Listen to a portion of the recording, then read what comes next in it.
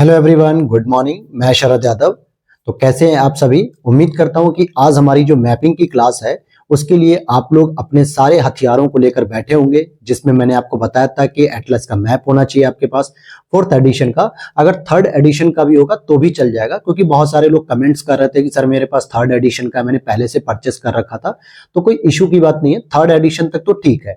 लेकिन अगर थर्ड से पुराना है, जैसे सेकंड एडिशन है, फर्स्ट एडिशन है, तो मैं कहूंगा उसे काइंडली जो है कि चेंज कर दीजिए, क्योंकि बहुत सारी लोकेशन जो है कि चेंजेस हो चुकी हैं। प्लस वो जो मैप था वो पुराने इस पैटर्न पे रहा होगा और हम लोग पढ़ेंगे नए पैटर्न पे, तो इसमें आपको लोकेशन ढूंढने में प्रॉब्लम आएगी। तो सारी चीजें आपके साथ यहां पर होंगी और मैं यहां पे बस थोड़ी सी 1 मिनट का इंट्रो दूंगा कि हम लोग मैपिंग को कैसे शुरू करेंगे, ठीक है, ताकि एक माइंड में फ्रेमिंग हो जाए, फिर आपके डिस्प्ले पे मैपिंग आ जाएगी और हम लोग उससे शुरू कर लेंगे।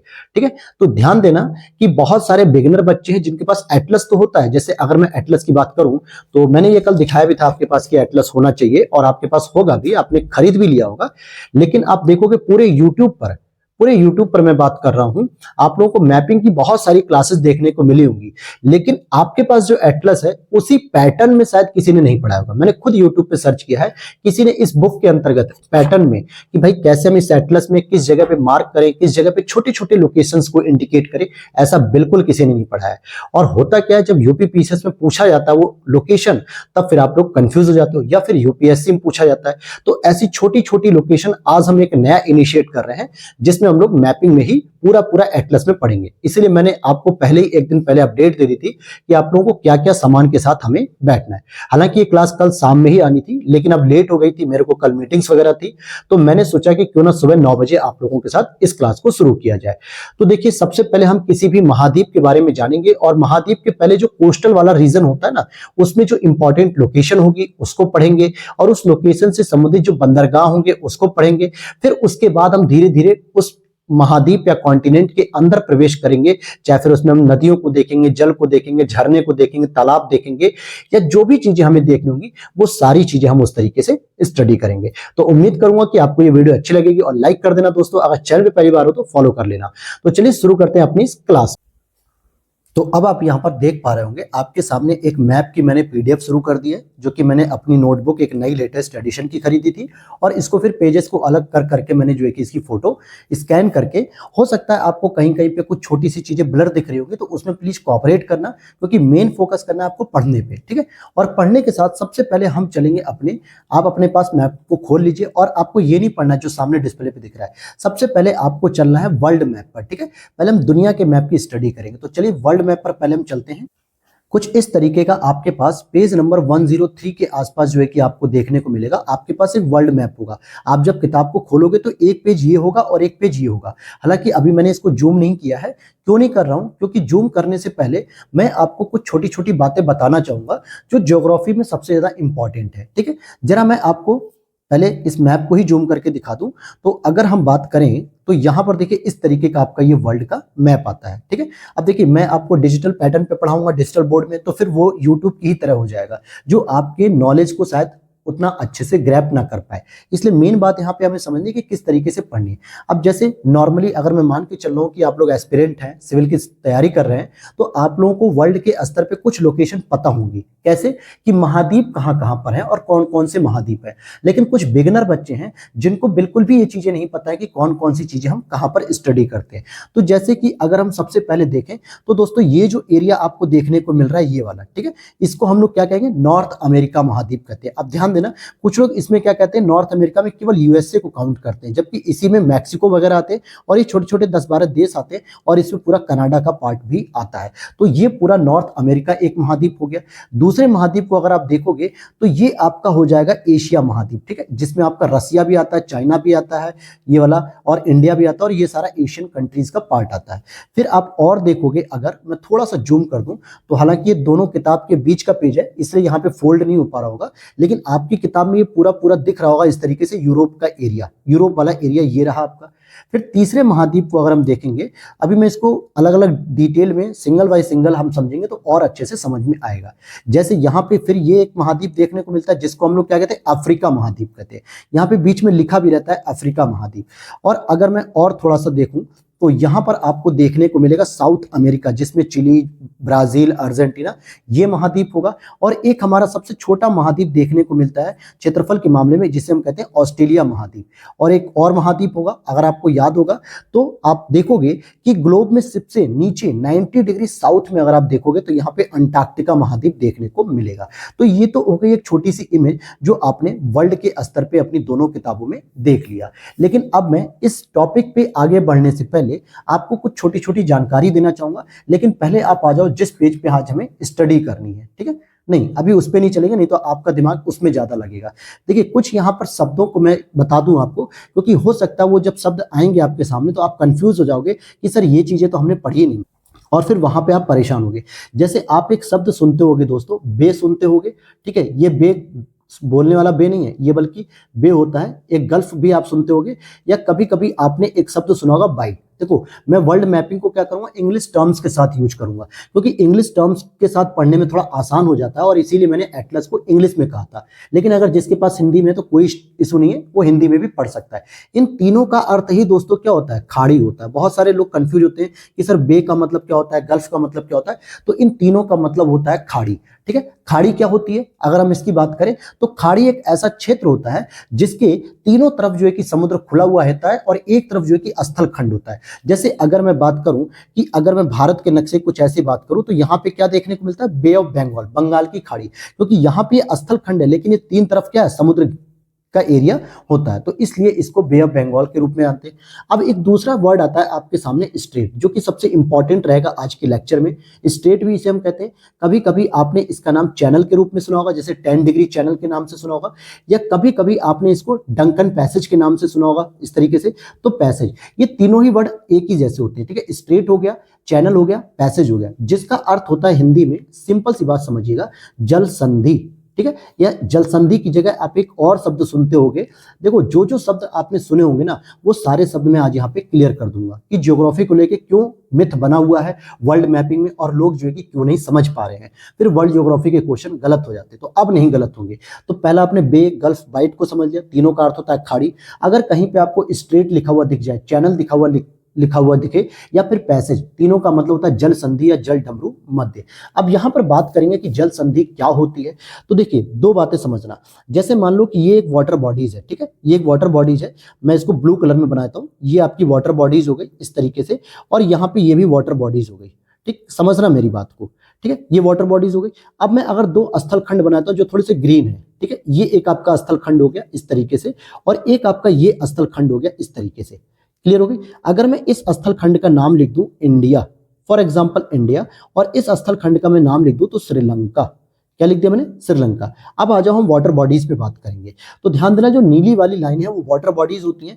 हमेशा जो जल संधि होती है दोस्तों, ये जो जल संधि होती है वो एक जल से दूसरे जल को मिलाती है। अर्थात मैं कह सकता हूं कि यहाँ पे जो बंगाल की खाड़ी हमें देखने को मिलती है, और नीचे जो हिंद महासागर होता है, ये दोनों आपस में क्या होते हैं, पाक स्ट्रेट। आपने एक वर्ड सुना होगा, पाक स्ट्रेट, सुनते हैं कि नहीं सुनते हैं। अब ये बहुत सारे बच्चे क्या कहते हैं कि सर पाक स्टेट का तो मतलब ऐसा होगा कि ये पाकिस्तान में होगा, तो ऐसा नहीं है। ये पाक जल संधि इसको कहते हैं, जो क्या करती है, बंगाल की खाड़ी को हिंद महासागर से आपस में जोड़ देती है, लेकिन किसी दो स्थल खंड को अलग कर देती है। श्रीलंका को भारत से अलग कर देती है। आप देखोगे नीचे जो है कि पंबन द्वीप, धनुषकोडी द्वीप जो है कि एकदम रामेश्वरम के पास देखोगे, तो वहां पे क्या होता है कि समुद्र में भारत और श्रीलंका दोनों अलग हो जाते हैं। तो एक सिंपल सी लैंग्वेज अगर मैं आपको बताऊं, एक आपने सुना होगा बेरिंग जल संधि, ठीक है। अभी आज ये सारी चीजें आपकी क्लियर हो जाएंगी, या उसको हम लोग बेरिंग स्ट्रेट भी बोल देते हैं, ठीक। अगर मैं दूसरी तरफ से कहूं कि आपने 10 डिग्री चैनल सुना होगा, ठीक, इसको भी मैं कह सकता हूं 10 डिग्री चैनल। ये भी क्या करता है, आपको लिटिल अंडमान को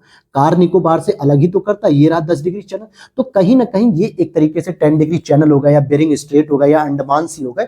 तो इनका जो मुख्य काम होता है, ये दो स्थल खंडों को अलग कर देते हैं, ए और बी को, और यहाँ पे वाटर बॉडीज को आपस में मिला देते हैं, ठीक है। ये वाटर बॉडीज को आपस में मिला देते हैं, क्योंकि जब मैं इसकी डिटेलिंग बताऊंगा तो आपको ये सारे शब्द फिर मैं एक बार बस बोलूंगा, ताकि वहां पे आप मेरे साथ साथ तुरंत जल्दी से जल्दी कनेक्टिविटी को स्टैब्लिश कर सके। अगर आप कनेक्टिविटी स्टैब्लिश नहीं कर पाए, इसको विजुअलाइज नहीं कर पाए, तो इट मीन्स कि मैं तो आगे निकल जाऊंगा और आप पीछे रह जाओगे और फिर वो कनेक्ट नहीं कर पाओगे। आप मेरे साथ कोई फिजिकली क्लास में तो बैठे नहीं हो कि सर आप बता दीजिए दोबारा, ये तो फिर मैसेज करोगे, लेकिन वो चीज फिर आपके दिमाग से निकल जाएगी। तो इसलिए बहुत प्यार से रिक्वेस्ट कर रहा हूं कि इस क्लास में तो बिल्कुल आपको साथ के साथ चलना है। अगर जरा सा भी आपका ध्यान भटका तो बहुत सारे इश्यूज आ सकते हैं आपको। अच्छा, एक और शब्द आप समझ लीजिए, इसमें हम और क्या क्या चीजें पढ़ेंगे। जैसे आप पर्वत पढ़ोगे, ठीक है, तो जब पर्वत पढ़ोगे तो पर्वत के नाम भी पढ़ेंगे और उससे जो सबसे ऊंची चोटी होगी उस पे, उसको भी हम लोग कवर करेंगे। फिर पर्वत के बाद हम लोग आते हैं पठार पे। किस पे आते हैं? पठार पे। तो पठार जो पढ़ते हैं तो पठार 3 प्रकार के होते हैं। अगर मैं पठारों की बात करूं तो 3 प्रकार के होते हैं। तो चलो जरा मैं डिस्प्ले को ब्लैक कर लेता हूं। तो हमने क्या देखा कि सबसे पहले सबसे पहले हमने पढ़ा इसमें कि पर्वत, और उस पर्वत पे होने वाली जो इंपॉर्टेंट चोटियां होंगी उसको हम लोग कवर करेंगे। पर्वत के बाद आप पढ़ोगे पठार मेरे साथ, और पठार में हम 3 प्रकार के पठार पढ़ेंगे, और जिसमें आपने सुना भी होगा, एक होता है आपका अंतरा पर्वतीय पठार। क्या मैंने बताया आपको? अंतरा पर्वतीय पठार। अब बहुत सारे बच्चों को लगेगा कि सर आप इस तरीके से पढ़ाओगे तो कैसे समझ में आएगा। तो परेशान ना होइए कि जब भी हम किसी चीज की नई शुरुआत करते हैं ना, तो उसमें जो पहली क्लास होती है वो बहुत ही जरूरी क्लास होती है, क्योंकि उसमें बहुत सारी चीजें आप क्लियर कर पाते हो कि हमें किस तरीके से आगे बढ़ना है। दूसरा, अगर मैं बात करूं अंतरा पर्वतीय पठार के बाद, एक होता है पर्वत पदीय पठार। ठीक है, इसके नाम भी आपने सुने होंगे, पर्वत पदीय पठार, या अपने भारत में आपने इसका नाम सुना होगा गिरिपदीय पठार। ठीक है, अब तो कुछ समझ में आएगा, गिरिपदीय पठार। और एक हम नाम सुनते हैं दोस्तों, महाद्वीपीय पठार। ध्यान देना कि महाद्वीपीय पठार। अब जरा मैं इन तीनों का अंतर आपको क्लियर कर दूं। जो अंतरा पर्वतीय पठार होता है वो सामान्यतः कुछ इस प्रकार के होते हैं, कुछ इस प्रकार के होते हैं। इट मीन्स कि क्या समझ में आया कि किनारे किनारे जो है कि 2 पर्वत होते हैं और इनके बीच में ये जो जगह होती है इसी को हम पठार कहते हैं। इट मीन्स कि पर्वतों के बीच में स्थित जो पठार होता है उसे हम लोग इंटर माउंटेन प्लेटू भी कहते हैं, या हिंदी में अंतरा पर्वतीय पठार। इसकी विशेषता क्या होती है? ये दोनों तरफ पर्वतों से घिरे हुए होते हैं। एक तो ये पठार देखने को मिलेगा। मैं ऐसा इसलिए कह रहा हूं कि जब मैं नॉर्थ अमेरिका आपको पढ़ाऊंगा तो रॉकी माउंटेन्स और जो आपके वॉजेस पर्वत होते हैं, जो अलग, सॉरी वॉजेस नहीं, जो आपके साइड में जो आपको सेरा निवादा वगैरह पर्वत देखने को मिलेंगे, तो इनके बीच में बहुत सारे आपको पठार देखने को मिलेंगे। जैसे ब्रिटिश कोलंबिया पठार हो गए, तो आपको समझ में आ जाएगा कि ये किस प्रकार का पठार है, अंतरा पर्वतीय पठार जिसे हम कहते हैं। फिर वहीं पे पर्वत पदी, गिरिपदी जिसे हम कहते हैं, अर्थात कि मान लो एक इस तरीके का मैंने एक पर्वत बना दिया और ये धीरे धीरे यहाँ पे पठार के रूप में उतर गया, तो ये वाला एरिया क्या हो गया? पठार हो गया। लेकिन ये किसके पद में है? ये गिरिपद है, अर्थात कि पर्वत के पद में, यानी कि उसके नीचे उतरते हुए। ये दोनों तरफ से पर्वतों से घिरा हुआ नहीं होता है। और जो महाद्वीपीय पठार होता है ये सामान्यतः पर्वतों से दूर होते हैं, अर्थात पर्वत से संबंधित नहीं होते हैं। तो इन चीजों को कवर करेंगे हम लोग। और क्या चीजें कवर करेंगे दोस्तों? अगर हम बात करें तो और चीजों की अगर हम बात करेंगे इसमें, तो यहां पर हम देखेंगे कि फिर उसके बाद हम वहां का मैदानी क्षेत्र पढ़ेंगे। मैदान में हम क्या मुख्य रूप से देख सकते हैं? मैदान में हम झील देख सकते हैं। झील के बाद और क्या देख सकते हैं मैदान में? तो हम नदी देख सकते हैं, कुछ इंपॉर्टेंट। अच्छा, झील जो होगी वो कहाँ कहाँ पे, ये भी देखेंगे कि पर्वत में झील है या पठार पे झील है, या उसकी प्राप्ति हमें मैदान में होती है। और झीलों के साथ साथ हम नदियां भी देखेंगे, और उनके साथ हम नदी बेसिन भी कवर करेंगे, और नदी बेसिन के साथ हम लोग झील का बेसिन भी कवर करेंगे। ठीक है, तो ये चीज समझ में आ गई। देखो, जब तक आप बेसिक चीजों को नहीं समझोगे ना, तो फिर वही बात होगी, आपकी नॉलेज वहीं की वहीं रह जाएगी, और आप कहोगे सर हमने आपकी क्लास तो देख ली लेकिन चीजें हमें नहीं समझ में आ पाई। ठीक है, अब यहां पर हम देखेंगे किस तरीके से हम पॉलिटिकल मैप में देखेंगे। तो हम देखो इंपॉर्टेंट सिटी को देखेंगे। ठीक है, इंपॉर्टेंट सिटी, और वो क्यों फेमस है, ये सारी चीजें। तो उस फेमस में हम क्या क्या देखेंगे? इंपॉर्टेंट सिटी में पहले तो हम देखेंगे कोस्टल सिटी कौन कौन सी है, यानी कि तटीय क्षेत्रों वाली सिटी कौन सी है। उस तटीय क्षेत्रों के बाद हम उसमें देखेंगे कौन सी ऐसी सिटी है जो पोर्ट से संबंधित है, बंदरगाह। जैसे हमने पढ़ा था यूपी आरओ एग्जाम में, राइन नदी के तट पे हमने क्या पढ़ा? रॉटरडम बंदरगाह। तो कुछ इंपॉर्टेंट हम कोस्टल एरिया पे बंदरगाह देखेंगे, और उन बंदरगाह के साथ साथ हम लोग वहां पे ढूंढेंगे कि कहां कहां पे जलयान उद्योग हमारा डेवलपमेंट सबसे अधिक देखने को मिलता है, जिसे हम लोग आपस में, मतलब इसको क्या कह सकते हैं, शिपिंग इंडस्ट्री भी हम इसे कह सकते हैं। दूसरा, हम इंपॉर्टेंट सिटी के बाद हम वहां पे ये देखेंगे कि कौन कौन से ऐसे पर्वतीय शहर हैं, पठारी शहर हैं, या मरुस्थलीय क्षेत्र में शहर स्थित है। ये तीसरी चॉइस हो गई। और दूसरे चॉइस में हम इंपॉर्टेंट रूप से क्या देख सकते हैं वहां पे, अगर मैं बताऊं आपको, तो और उसमें हम क्या देखेंगे वहां पे दोस्तों? तो वहां हम देखेंगे कुछ नदी, बेसिन, झील वगैरह ये सारी चीज कि उनके आसपास कौन कौन से शहर हैं। तो यहां से आपकी वो चीज तैयार हो जाएगी जो आप लोग रटते रहते हो कि नदी पर स्थित कौन कौन से शहर हैं। जैसे ओंटारियो झील की बात करें, एरी झील की बात करें, सुपीरियर झील की बात करें, लेक आयर झील की बात करें, या मिस्र नदी की बात करें, मतलब नील नदी की, तो ये सारी चीजें आपकी क्या होंगी, कवर हो जाएंगी। ठीक है, तो अब हम लोग एक और अगले पॉइंट को समझते हैं, फिर उसके बाद मैं बार बार ये चीजें नहीं बताऊंगा, डेली मैप में नहीं बताऊंगा, फिर सीधे हम लोग डेली मैप करेंगे ना। तो बेसिक चीज आपको पता होनी चाहिए। अब जैसे यहां पर एक चीज आपके सामने दिख रही है, एक स्ट्रक्चर दिख रहा है पूरे स्थल खंड का, आप इस चीज को रियलाइज करोगे। और मैंने क्या कहा कि आप जब तक इस टॉपिक को विजुलाइज नहीं करोगे तब तक आपकी मैपिंग बिल्कुल खराब रहेगी, और आप वर्ल्ड मैपिंग मेरे साथ पढ़ भी लोगे ना तो भी चीजें नहीं समझ में आएगी। तो अच्छा एक चीज बताऊं, अगर आप इमेजिन करो कि आप भारत में रह रहे हो, ठीक है, मैं अगर एक भारत का नक्शा बना दूं छोटा सा, जरा मेरे साथ इमेजिन करते हुए चलना, तो आप देखोगे कि सबसे पहले आपको क्या मिलेगा पश्चिमी घाट पर, सबसे पहले आपको क्या मिलेगा पश्चिमी घाट पे दोस्तों, तो पर्वत मिलते हैं, इट मीन्स कि माउंटेन मिलते हैं। दूसरा, जैसे हम पश्चिमी घाट से नीचे उतरते हैं तो हम देखते हैं कि मध्य भारत में, जिसमें कर्नाटक हो गया, तेलंगाना का आंतरिक प्रदेश हो गया, या आंध्र प्रदेश या तमिलनाडु का जो आंतरिक क्षेत्र होता है, वहां पर हमें दूसरे स्तर पे क्या मिलता है, पठार। और यही क्रम ही होता है, ये प्रकृति के क्रम होते हैं, और ये दुनिया के हर देश में आपको देखने को मिलेगा। यानी पर्वत के बाद आपको पठार देखने को मिलेगा, पठार के बाद आपको देखने को मिलेगा मैदानी क्षेत्र, और मैदानी क्षेत्र के बाद आप जाओगे धीरे धीरे, जब आप समुद्र के किनारे पहुंचोगे तो चौथे नंबर पे आपको एक कोस्टल एरिया मिलेगा, जिसे हम कोस्टल प्लेन भी कहते हैं, तटीय क्षेत्र भी कहते हैं, या तटीय मैदान भी कहते हैं। जब मैं ये शब्द प्रयोग करूंगा ना कि कोस्टल रीजन की बात कर रहा हूं, कोस्टल प्लेन की बात कर रहे हैं, तो आपको समझ में आ जाना चाहिए कि कोस्टल प्लेन का मतलब होता है तटीय मैदान। इसलिए मैं आपको पहले कुछ बेसिक शब्दों से परिचित करा रहा हूं, जिससे आप लोग बार बार ये चीजें ना पूछें और परेशान ना हो। फिर जैसे जैसे हम समुद्र के पास पहुंचते हैं, जैसे अब यहाँ पे क्या होता है, यहाँ पे आप देखोगे मैक्सिमम ये वही पॉइंट होते हैं कोस्टल पॉइंट, जहां पे आप बहुत अधिक क्या घूमने जाते हो, बीच, चाहे वो गोवा में जाओ, उड़ीसा में जाओ, तमिलनाडु में जाओ, आंध्र प्रदेश में जाओ, ये वही क्षेत्र होते हैं जहां पे समुद्र की गहराई बिल्कुल कम होती है। लेकिन जैसे जैसे आप और आगे बढ़ोगे, समुद्र के अंदर उतरते जाओगे, तो यहां पर एक क्षेत्र मिलेगा जिसे हम कहते हैं महाद्वीपीय मग्न तट। क्या कहते हैं, महाद्वीपीय मग्न तट, अर्थात कि ये अभी भी महाद्वीप का हिस्सा है, महासागर का हिस्सा नहीं है, महाद्वीप का हिस्सा है। कॉन्टिनेंटल इसको सेल्फ बोलते हैं, कॉन्टिनेंटल सेल्फ बोलते हैं। जो सबसे बड़ा मैं आपको सेल्फ कनाडा में दिखाऊंगा, फिर आपको कंफ्यूजन नहीं होगा कि कॉन्टिनेंटल सेल्फ किसे कहते हैं। फिर 6 नंबर पे आते हैं हम लोग, महाद्वीपीय ढाल। ये एक ऐसी ढाल होती है जहां पे सीधे खड़ी ढाल मिलेगी, यानी ये स्थल खंड का ये सारा हिस्सा देखते देखते आपको यहाँ पे एकदम खड़ी ढाल मिलेगी, कि आप यहाँ पे नीचे उतरोगे तो फटाफट नीचे गिर जाओगे। और इसी को हम लोग देखते हैं महाद्वीपीय ढाल के रूप में, कॉन्टिनेंटल स्लोप। और जैसे आप यहाँ से गिरोगे तो यहाँ पे आ जाओगे, तो ये एक एरिया होता है जो महाद्वीप का आखिरी हिस्सा माना जाता है, जिसमें ये महाद्वीप हो गया और ये महासागर का नीतल हो गया, यानी उसका बेस हो गया। और इन दोनों को कनेक्ट करने वाली जो रेखा है, जिसको हम लोग कहते हैं महाद्वीपीय उभार, कॉन्टिनेंटल रिज। रिज आपने अक्सर वर्ल्ड ज्योग्राफी में शब्द सुना होगा।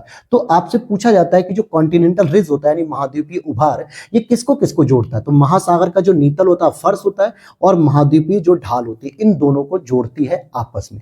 फिर हम 8वें नंबर पे पहुंचते हैं महासागर के नीतल पे, जिसको हम लोग ओशियनिक बॉटम कहते हैं। और यहीं पे आप कटक को सुनते हो, इस तरीके के जो समुद्र में जो पर्वत खड़े रहते हैं, इसी को हम लोग महाद्वीपीय कटक कहते हैं। महाद्वीप क्यों कह रहे हैं, क्योंकि कहीं ना कहीं ये स्थल खंड से ही बने होते हैं, ज्वालामुखी की क्रिया के द्वारा। क्या मैंने बताया, ज्वालामुखी क्रिया के द्वारा। अब कई बार आपसे प्रश्न पूछा जाता है कि अटलांटिक ओशन में कौन कौन से कटक होते हैं, या फिर आपके आर्कटिक ओशन में कौन से होते हैं, पैसिफिक ओशन में कौन से होते हैं, हिंद महासागर में कौन कौन से कटक होते हैं। तो कटक आपको समुद्र की विशेषता के रूप में जानने होते हैं। और इन दोनों कटकों के बीच में ये जो गहरा वाला पॉइंट होता है, इसी को हम लोग रिफ्ट वैली कहते हैं। जो आपको सबसे बड़ी रिफ्ट वैली मिलेगी आपको अफ्रीका महाद्वीप में। जब हम लोग विक्टोरिया जलप्रपात से ऊपर बढ़ेंगे नॉर्थ साइड में, तो आपको ये सारी चीजें देखने को मिलेंगी। अब फिर यहाँ पे क्या होता है, समुद्र खत्म होते फिर ये दूसरे देश का रीजन आता है, फिर ये पहाड़ देखने को मिलेगा, फिर इसी तरीके से सेम स्ट्रक्चर चलेगा। ठीक है, तो यहाँ पे ये चीज मेरे को आपको दिखानी थी। ये मेरे अपने नोट्स हैं जो कि आप लोगों को पसंद भी आ रहे होंगे, तो आप इसका स्क्रीनशॉट ले सकते हो और आप चीजों को समझ पाओगे। तो इस तरीके से हम दुनिया में कहीं भी चलेंगे। आप अब इमेजिन कर लो कि भारत में भी अगर आप देखोगे तो सबसे पहले पर्वत मिलता है पश्चिमी पठार पे, पश्चिमी घाट पे, फिर पठार मिलेगा, फिर मैदान मिलेगा, फिर समुद्र मिलेगा, फिर आगे जाके क्या मिलता है, फिर म्यांमार शुरू हो जाता है कि नहीं होता है, एशियाई देश शुरू हो जाते हैं। तो इसी तरीके से पूरी दुनिया में आपको स्ट्रक्चर देखने को मिलेगा। तो अब हम लोग शुरू करेंगे दोस्तों अपने मैप पे। आइए जो मैप पर चलते हैं। अब आप लोगों को डिस्प्ले पर दिख रहा होगा यहाँ पे नॉर्थ अमेरिका जो कि क्या दिख रहा है, फिजिकल मैप दिख रहा है। यहाँ पे नोटिस करना, फिजिकल मैप पेज नंबर 82 या 83 के आसपास होगा। लेकिन अभी हम फिजिकल मैप की स्टडी नहीं, उससे पहले हम स्टडी करेंगे नॉर्थ अमेरिका की पॉलिटिकल मैप की, ठीक है। अब यहाँ पे बहुत सारे बच्चे ये सोच के मत भाग जाना क्लास से कि सर बस इतने से में ही रहेगा क्या, ऐसा नहीं है, बिल्कुल हम इसको जूम करते हुए चलेंगे और अब हम इसको शुरू करेंगे, ठीक है। तो अब जरा मेरे साथ आपको चलना है और पेज नंबर 83 पे आ जाइए आप लोग। और पेज नंबर 83, 84 जो भी आपका 4th एडिशन या 3rd एडिशन, तो यहाँ पे नॉर्थ अमेरिका हम पॉलिटिकल पे पहले स्टडी करेंगे। तो पहले हम लोग स्टडी के तौर पे क्या करेंगे ये समझ लेते हैं। तो देखिए, सबसे पहले हमें इस मैप के अंतर्गत उन चीजों को ढूंढना है जो एग्जाम में नहीं आती है। क्या मैंने कहा, जो एग्जाम में नहीं आती, पहले उन चीजों को ढूंढो। तो आप कहोगे सर क्या बेवकूफी की बातें कर रहे हो, पेपर में जो आता है वो पढ़ाइए। तो देखो, पहले हम भारत की अगर हम बात करें तो आपने भारत की जब स्टडी की होगी तो कैसे धीरे धीरे उन चीजों को रियलाइज किया कि हाँ, भारत में अगर हम किसी जगह पे रह रहे हैं तो उसके पड़ोस में क्या है, पूर्व में क्या है, पश्चिम में क्या है, या भारत के कोस्टल रीजन में कौन कौन से राज्य आते हैं, किस तरीके से उसका क्रम याद किया। तो उसी तरीके से पहले हम किसी भी महाद्वीप के कोस्टल रीजन को समझेंगे ताकि वहां से हम समझ पाए कि ये महाद्वीप यहां से शुरू होता है और धीरे धीरे करके जो है कि कहां तक जाता है, ये सभी चीजें समझनी है। तो देखिए, सबसे पहले आप मेरे साथ मैप में आइए और जहां पर मेरा मैप आपको इस समय दिख रहा है वहां पहुंचिए अपने एटलस में। और एटलस में सबसे ऊपर आपको देखने को मिलेगा ब्यूफोर्ट सी, ठीक है। और यहां पर क्या करिए, आप मार्कर से हाईलाइट कर लीजिए या पेन से हाईलाइट कर लीजिए, क्योंकि क्लास के खत्म होने से लास्ट में 5 मिनट में मैं ये पूरा रिवीजन कराऊंगा आपके सामने, कैमरे के सामने आकर। और आपको मैप में बस देखकर रिवीजन करना है मेरे साथ, बिल्कुल आंखों को बंद करके विजुलाइज करते हुए आपको ले चलूंगा मैं। लेकिन पहले अभी आप मैप में हाईलाइट करिए। तो पहले देखिए, ब्यूफोर्ट सी तक पहुंच गया कि नहीं। मैंने आपसे कहा भी था कि 2-3 सेकंड का मैं समय दूंगा ताकि आप वहां तक पहुंच जाओ। अब देखो हम क्या कर रहे हैं, हम ये कोस्टल रीजन को देख रहे हैं, कनाडा का ये कोस्टल रीजन है। अच्छा, ब्यूफोर्ट सी अगर आपको मिल गया तो इसके बाद आपको मिलेगा बैंक आइलैंड। अब आप कहोगे सर हमें नहीं मिल रहा बैंक आइलैंड, तो चलो मैं बता देता हूं बैंक आइलैंड कहां पे मिलेगा आपको। तो देखो ये लिखा हुआ है, ठीक है। ये रहा आपका ब्यूफोर्ट सी और ये रहा छोटा सा बैंक आइलैंड जिस पे मैंने गोला किया। अगर मैं इसको जूम कर दूं तो कोई इसमें मैं बार बार जूम करूंगा और आपको चीजें समझ में आती रहेंगी। ये रहा आपका बैंक आइलैंड, ठीक है। ये सबसे ऊपर का जो है कि कनाडा का सबसे कोस्टल रीजन वाला एरिया माना जाता है, ये बैंक आइलैंड। अभी आपको कुछ रटना नहीं है दोस्तों, बस आपको चीजें मेरे साथ कवर करते हुए चलनी। उन लोकेशन को पहले बस ट्रैक करना सीखो, पहले उन लोकेशन को ढूंढना सीखो। कि अगर मैंने आपसे कह दिया कि बैंक आइलैंड कहाँ है तो आपको बताना होगा कि हाँ, ये तो कनाडा के नॉर्थ एरिया में था। ये सारी चीजें अभी हम इसको पूरे एक पैराग्राफ के तौर पे मैं आपको बोलूंगा और आप चाहे तो उसे नोट भी कर सकते हो या मेरे वॉइस रिकॉर्डर को ऑन करके अपना रिकॉर्ड कर लेना। अब इसके बाद आप विक्टोरिया आइलैंड को जरा ढूंढ लो। तो विक्टोरिया आइलैंड भी आपको यहीं कहीं मिल जाएगा। ये रहा नीचे साइड में देखोगे आप, विक्टोरिया आइलैंड मिला कि नहीं मिला। देखो मैंने अभी हाईलाइट कर रखा, ब्यूफोर्ट सी ये रहा, बैंक आइलैंड और ये रहा विक्टोरिया आइलैंड। इसके बाद चलो क्वीन एलिजाबेथ आइलैंड। मैंने क्या बोला, क्वीन एलिजाबेथ आइलैंड। कहां मिलेगा ये क्वीन एलिजाबेथ आइलैंड, तो इसको भी देख लो। अगर आप ध्यान से देख पा रहे होगे अपने मैप में, मोबाइल में तो बस इतना देखिए कि आपने कहां पे मैंने लोकेट किया, ये वाली लोकेशन। ध्यान देना, कुछ इस तरीके के लोकेशन। यहां पर आपको क्वीन एलिजाबेथ आइलैंड देखने को मिल रहा होगा, एक लंबी पट्टी में लिखा होगा। अगर वो मिल गया तो आप उसे हाईलाइट कर लो। मिल गया दोस्तों।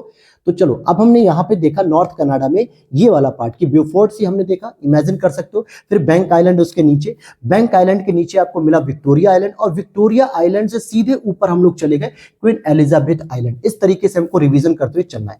भरोसा रखिए, बहुत अच्छे से आपकी मैपिंग करा दूंगा मैं वर्ल्ड मैपिंग एटलस में, ताकि आपके पास जो एटलस है ना, वो जो उसमें खुशबू आती रहती है। कब आती है, जब आपने उसे कभी पलट के देखा ही नहीं, तो हमेशा नए किताब की तरह खुशबू आती है। लेकिन अब खुशबू इसकी बदल जाएगी, क्योंकि अब इसमें पेन और हाइलाइटर की खुशबू आएगी, क्योंकि आप इसे पूरा यूज कर चुके हो। और थोड़ी देर में आप देखोगे, 1 घंटे में या हो सकता है अगले लेक्चर तक, आप इसको पहचान भी नहीं पाओगे कि क्या ये मेरा ही एटलस है। बिल्कुल रंगीन हो जाएगा। तो आइए, रंगीन सुबह करते हैं हम लोग शाम करते हैं रंगीन, हम लोग सुबह करेंगे, क्योंकि हम दुनिया को रंगीन करने निकले और स्पेशली कनाडा और अमेरिका को। तो यहां पर मैंने आपको बता दिया ब्यूफोर्ट सी मिल गया, उसके नीचे बैंक आइलैंड, उसके नीचे आपको विक्टोरिया आइलैंड और विक्टोरिया आइलैंड से सीधे हम ऊपर गए क्वीन एलिजाबेथ आइलैंड। ये 4 लोकेशन फटाफट मेरे साथ बोलते रहिए आप जब मैं बोलता हूं तो। अब आ जाइए बैफिन आइलैंड। मैंने क्या बोला, बैफिन आइलैंड बोला है। तो देखो यहां पर आपको एक लोकेशन दिख रही होगी इस तरीके, जहां पे मैं आपको गोला कर रहा हूं, ठीक है। मैं जरा कलर बदल लूं ना, तो चलो कलर मैंने बदल लिया है। तो हमने देखा सबसे पहले ब्यूफोर्ट सी देखा, फिर बैंक आइलैंड देखा, फिर यहाँ पे विक्टोरिया आइलैंड देखा और ऊपर हमने देखा क्वीन एलिजाबेथ आइलैंड। और इसी के नीचे क्वीन एलिजाबेथ आइलैंड के नीचे ही हमने क्या देख लिया, बैफिन आइलैंड देखा। क्या देखा दोस्तों यहाँ पे, बैफिन आइलैंड, जहां पर मैं ब्लैक कलर कर रहा हूँ या ब्लू कलर, क्योंकि कलर कुछ समझ में नहीं आ पा रहा है मुझे, ठीक है। मैं ये चाहता हूँ कि बस आप लोगों को वो दिखता रहना चाहिए। अगर ये भी नहीं दिख रहा तो हम लोग सबसे बेहतर करते हैं उसी रेड वाले को ही ले लेते हैं, ठीक है। तो ये रहा आपका बैफिन आइलैंड। अब जरा बैफिन आइलैंड के नीचे आपको दिखेगी एक बे, और बे का मैंने क्या बताया था, जो तीनों तरफ से घिरी होती है तो उसे हम खाड़ी कहते हैं। तो यहां पर आपको एक बैफिन बे दिख रहा है क्या, इसी बैफिन आइलैंड के ऊपर दिखेगा बैफिन बे, ठीक है। ये रहा बैफिन बे, यहां आपको बैफिन आइलैंड दिखता है और ये रहा आपका बैफिन बे। क्योंकि ये सब प्रश्न पूछे जाते हैं दोस्तों कि बैफिन की खाड़ी या बैफिन बे कहां देखने को मिलेगा, तो आप बता तो पाओगे ना कि ग्रीनलैंड के नीचे है या कनाडा के पास है या अटलांटिक महासागर में कहां पे, ये सारी चीजें अभी हम बताएंगे आपको। और उसके बाद सबसे इंपॉर्टेंट लोकेशन एक आती है ग्रीनलैंड, जिसपे किसका कब्जा है, डेनमार्क का। यानी इसी ग्रीनलैंड पे किसका शासन चल रहा है, डेनमार्क का शासन चल रहा है। अब आ जाओ, अब ये 7 लोकेशन जो हमने देख ली, जरा इसकी विशेषता देख लो पहले, क्या क्या विशेषता, तो पहले आप एक प्रश्न आपका यहाँ पे तैयार होगा। तो सबसे पहले मेरे साथ रिवीजन करो, एक बार को आंख बंद करके रिवीजन कर सकते हो या पहले अभी किताब में देखो, ठीक है। लास्ट में हम लोग रिवीजन करेंगे। सबसे पहले हमने देखा इसको ब्यूफोर्ट सी, ब्यूफोर्ट सी देख लिया। फिर उसके नीचे मैंने देखा बैंक आइलैंड, फिर बैंक आइलैंड के नीचे मैंने देखा विक्टोरिया आइलैंड, फिर विक्टोरिया आइलैंड के जस्ट ऊपर देखा मैंने क्वीन एलिजाबेथ आइलैंड, और क्वीन एलिजाबेथ के नीचे देखा मैंने बैफिन आइलैंड, और बैफिन आइलैंड के ठीक नॉर्थ ईस्ट में यानी कि उत्तर पश्चिम में मैंने बैफिन बे को देखा। अब इसकी खासियत क्या है, ये जो इंपॉर्टेंट लोकेशन है, हालांकि धीरे धीरे आप इनके आसपास की लोकेशन भी, जब पूरी क्लास आपकी कवर हो जाए मैपिंग की, तो आप बचे हुए लोकेशन को भी देखना शुरू करना, जिससे आपको एक आइडिया लगेगा कि हाँ यहां पर सर ने बता दिया और ये लोकेशन भी इसके आसपास है। अब एक और लोकेशन बची थी हमारी ग्रीनलैंड की, जिसपे डेनमार्क का शासन चलता है, ठीक। तो इसकी एक खासियत क्या है, क्योंकि अगर आप यहाँ पे देखोगे तो ये जो मैं लिख रहा हूँ यहाँ पे, यहाँ लिख दो आप 90 डिग्री नॉर्थ, ठीक है। अपनी किताब में लिखो बिल्कुल, अगर नहीं लिखोगे तो फिर कैसे काम रहेगा, क्योंकि ये 90 डिग्री पोल है और इसी के पास आपको आर्कटिक ओशन देखने को मिलता है। तो आर्कटिक ओशन कहाँ देखने को मिलता है, नॉर्थ में। तो इसकी विशेषता ये है कि ये जो भी लोकेशन आपने अभी देखी, ब्यूफोर्ट सी हो गया, बैंक आइलैंड हो गया, विक्टोरिया आइलैंड हो गया, queen Elizabeth island, Baffin island या बैफिन बे या ग्रीनलैंड, ये मुख्य रूप से किस सागर में पाई जाएगी, आर्कटिक ओशन में पाई जाएगी। अब आपसे प्रश्न बन जाएगा कि भाई बैंक आइलैंड अभी हाल ही में चर्चा में रहा, या भले चर्चा में ना रहे, ये किस महासागर में पाई थी, आर्कटिक ओशन में, अटलांटिक ओशन में, पैसिफिक ओशन में, हिंद महासागर में। और आप यहाँ पे कंफ्यूज हो जाओगे। या फिर ब्यूफोर्ट सी, ब्यूफोर्ट सी की चर्चा तब होगी जब हम बेरिंग जल संधि को पढ़ेंगे, इस वाले को, लेकिन हम उसे बाद में पढ़ेंगे क्योंकि एक सीक्वेंस से हमें पढ़ना है। तो यहाँ पर आपने चीजों को समझ लिया, और इसी के बाद आप देखोगे कि यहाँ पे एक आर्कटिक सर्कल आता है जो 66.5 डिग्री का, ये डॉट डॉट आपकी किताब में दिख रहा होगा, इसे आप हाईलाइट कर लो, और 66.5 डिग्री के आसपास होता है। तो आपने क्या देखा कि ये आर्कटिक सर्कल के अंदर ये सारी लोकेशन है, ब्यूफोर्ट सी हो गया, बैंक आइलैंड हो गया, विक्टोरिया आइलैंड हो गया, क्वीन एलिजाबेथ आइलैंड हो गया, बैफिन आइलैंड हो गया, और बैफिन बे और ग्रीनलैंड। मैक्सिमम आप देखोगे तो सारे के सारे 66.5 डिग्री जो आपका आर्कटिक सर्कल है उसके अंदर पाए जा रहे हैं, यानी आर्कटिक ओशन में ये सारे के सारे पार्ट्स आते हैं, ठीक है। अब चलते हैं हम आगे वाले पॉइंट पर, अब इसके नीचे उतरते हैं, ठीक है। तो आपने इतनी पॉइंट को हाईलाइट कर लिया, Beaufort Sea, Bank Island, Victoria, Queen Elizabeth, Baffin Island और बैफिन बे, इतनी चीजों को आपने अपने मैप में हाईलाइट कर लिया होगा। अब आ जाओ जरा, अब यहां पर अगर आप देखोगे तो आपको मैं जैसे जूम करके दिखा रहा हूं, हो सकता है आपको यहाँ पे फटा हुआ दिखेगा, जूम नहीं दिखेगा, लेकिन अपनी किताब में ढूंढो। ये वाला पॉइंट देखो, यहाँ पे जेम्स बे लिखा होगा, जहां पे मैं हाईलाइट कर रहा हूं, इस पॉइंट को आप देखोगे तो यहाँ पे जेम्स बे लिखेगा, जबकि मैं इसे थोड़ा सा छोटा करूंगा तो आपको प्रॉपर दिख पाएगा कि यहाँ पर आपको जेम्स बे लिखा हुआ देखने को मिलेगा। बे मतलब खाड़ी, कौन सी खाड़ी है, जेम्स बे। और इसके ऊपर जब दोस्तों बढ़ोगे तो आपको ये हडसन बे देखने को मिलेगा, इसको हाईलाइट करते चलो, हडसन बे देखने को मिलेगा। अभी हम आपको रिवीजन करा देंगे। अब मुझे ये बताओ, हम लोग अंदर फंसे पड़े हैं और हमें जो है कि बाहर निकलना लेब्राडोर सी में, तो हम क्या करेंगे, हम कोई ना कोई पानी की जलधाराएं ढूंढेंगे। हम यहाँ पे नाव लेके फंसे हुए और नाव से हमें लेब्राडोर सी में आना है, तो क्या हम स्थल खंड पाएंगे, नहीं। तो हम यहाँ पे एक हडसन स्ट्रेट को देखेंगे, हडसन स्ट्रेट जल संधि, जो इसी के माध्यम से हम बाहर निकलेंगे। तो हम यहाँ पे क्या देखते हैं, हडसन स्ट्रेट। हालांकि इसके बाद अगर आप देखोगे तो यहीं पर आपको एक उंगवा प्रायद्वीप भी देखने को मिलेगा। यहां पर आप देखोगे ये लिखा होगा उंगवा प्रायद्वीप या उंगवा बे। हालांकि ये अगर आपको पॉलिटिकल में नहीं मिलेगा तो फिजिकल वाले में आप इसी लोकेशन पे देखोगे तो वहां पे उंगवा बे करके लिखा होगा। तो यहाँ पर देखने को मिल गया होगा आप लोगों को। यहाँ फिजिकल वाले में भी आप उसी समय देख सकते हो। जैसे कुछ लोकेशन क्या होंगे ना, पॉलिटिकल मैप में नहीं मिलेगी, तो उसके बगल में जो फिजिकल वाला है, जो पर्वत पठार वगैरह दिख रहे होंगे, तो यहाँ पे लिखा होगा उंगवा पेनिनसुला। क्या लिखा होगा? उंगवा पेनिनसुला। और आप इसी के बगल में आपको दिखने को मिलेगा लेब्राडोर सी। लेब्राडोर सी, लेब्राडोर सी क्यों इंपॉर्टेंट है? क्योंकि जब हम पढ़ेंगे गल्फ स्ट्रीम की जलधारा पढ़ेंगे, तो वहां पे लेब्राडोर की जो ठंडी जलधारा होती है ये आपके लिए इंपॉर्टेंट हो जाएगी, क्योंकि पूछा जाता है कि लेब्राडोर की जलधारा किस महाद्वीप में आती है या किस महासागर में आती है। तो आपको दिखाएंगे हम कि ये अटलांटिक महासागर में आएगी।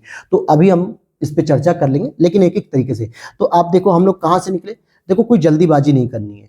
क्यों मैं ऐसा कर रहा हूं? क्योंकि नॉर्थ अमेरिका ही किसी भी मैपिंग का सबसे बेस बनता है। हालांकि मैंने जिस भी शिक्षक से सीखा है उन्होंने यही बताया कि भाई नॉर्थ अमेरिका को सबसे पहले बेस बनाओ।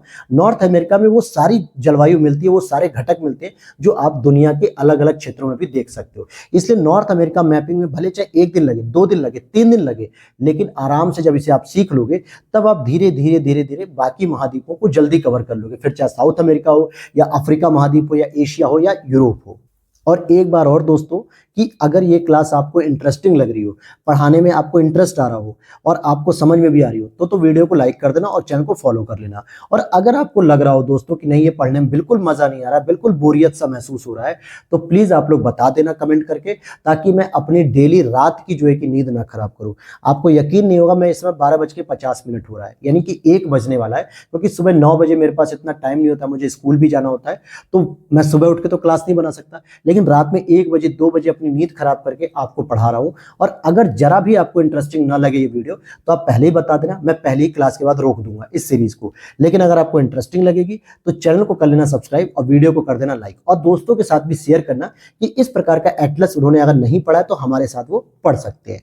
तो चलिए शुरू कर लेते हैं अपने टॉपिक पे। हम लोग कहां पहुंच गए थे दोस्तों? लेब्राडोर सी। लेब्राडोर सी से पहले आपने क्या देखा? उंगवा प्रायद्वीप। उंगवा प्रायद्वीप से हडसन बे, हडसन बे से पहले जेम्स बे देखा था। तो ये सारी लोकेशन आपके दिमाग में आ गई।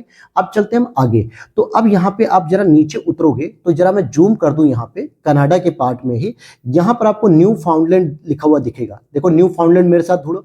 अभी तो आपको लगेगा कि सर क्या आप लोकेशन बार बार ढूंढवा रहे हो, लेकिन जब मैं इससे संबंधित प्रश्न दिखाऊंगा ना आपको, तो आपको लगेगा कि हाँ सर ये बिल्कुल सही सीरीज है और ये बहुत इंटरेस्टिंग भी है।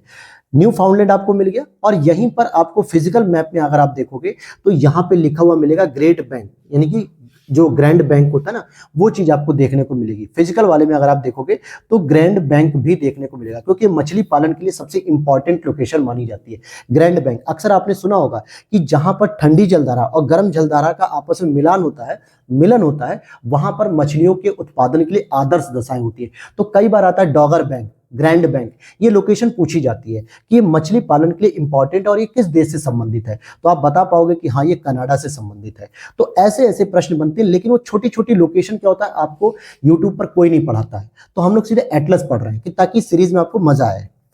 चलिए और देखते हैं। हालांकि मैं ज्यादा बकवास कर रहा हूँ, इसलिए आप लोगों को लगता होगा कि सर बस आगे बढ़िए फटाफट, लेकिन ये टॉपिक ही है दोस्तों। अगर मैं इतनी लोकेशन बता दूंगा तो आप कंफ्यूज हो जाओगे। इससे रिलेटेड जो फैक्ट है वो भी सुनते हुए चलो।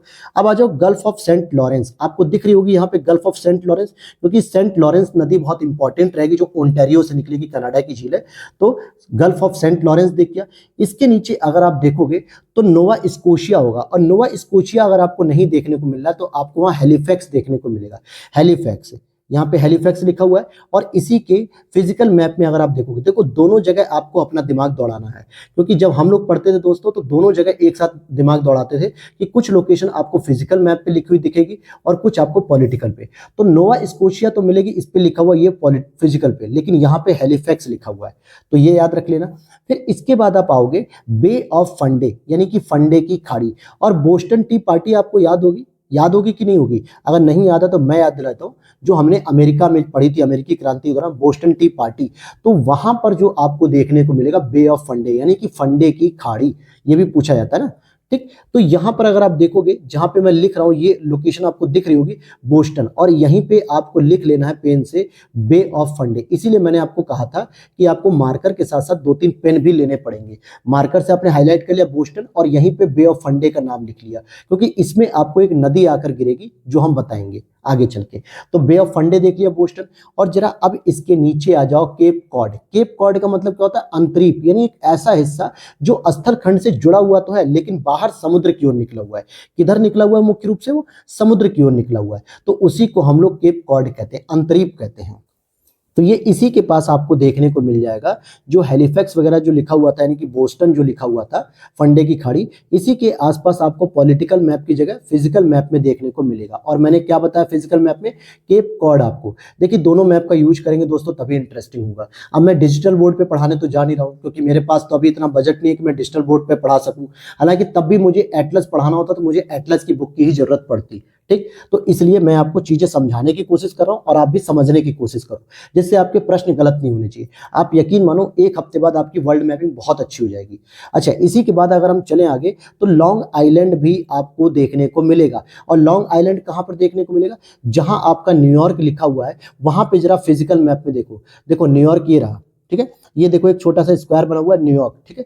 न्यूयॉर्क पे ही अगर आप देखोगे फिजिकल मैप में तो यहाँ पे लिखा होगा लॉन्ग आइलैंड, ठीक है, ये चीज लिखी होगी। और नहीं लिखी हुई है तो आप इसे लिख लीजिए यहीं पे, न्यूयॉर्क कहाँ पे, लॉन्ग आइलैंड। और ऐसा इसलिए कह रहा हूँ क्योंकि यहीं पे एक हडसन नदी आती है, ठीक है, हडसन नदी के तट पे ही न्यूयॉर्क बसा हुआ है। तो कई बार पूछा जाता है अमेरिका का प्रमुख शहर भी है ये न्यूयॉर्क, ये कहाँ पर बसा हुआ है, तो ये हडसन नदी पर बसा हुआ है। अब जरा यहाँ पर रोकना चाहूंगा मैं आपको, क्यों रोकूंगा मैं, क्योंकि अब जरा आप एक नजर दौड़ाओगे तो जेम्स बे से अगर मैं बात करूं, जेम्स बे से निकल के, यानी ये रहा आपका जेम्स बे। अब चलो मेरे साथ रिकॉल करो, ठीक है, जेम्स बे हो गया। जेम्स बे से हम लोग कहाँ निकले थे, ऊपर हमको हडसन बे देखने को मिला था।